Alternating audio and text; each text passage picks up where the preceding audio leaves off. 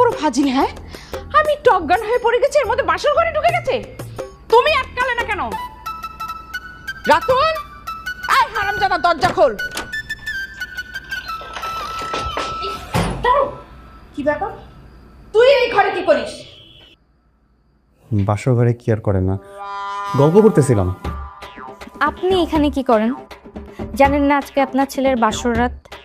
নির্লজ্জের মতো বউ শাশুড়ি দুইজন চলে আসছে। এই চুপ! বিয়াদ্দপ মেয়ে কোথাকার!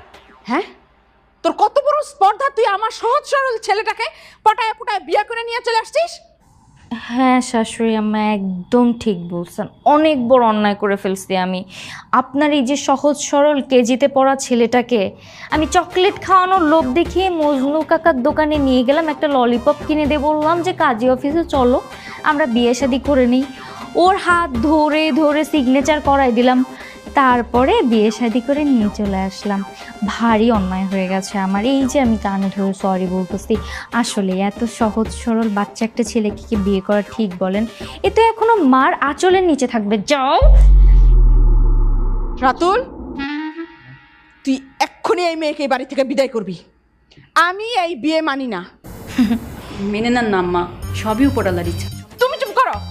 জি শাশুড়ি আম্মা, আপনি মেনে না নিলে আমার কিচ্ছু যায় আসে না। আপনার ছেলে অলরেডি আমার হয়ে গেছে, আমরা এখন বাসর ঘরে।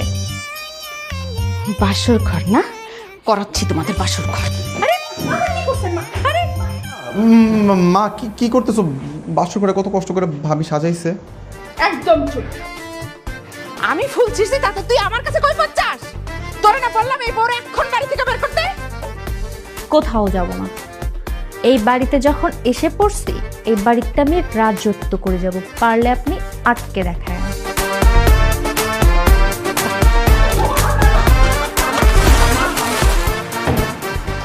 এইবার কর, খুব ভালো করে। আপনি আরে চুপ! দাঁড়াও, এবার বাসর ঘর কর, খুব ভালো করে কর। তোমার মার মতো বজ্জাত শাশুড়ি আমি আমার লাইফে দেখি নাই। এই চুপ! কোনো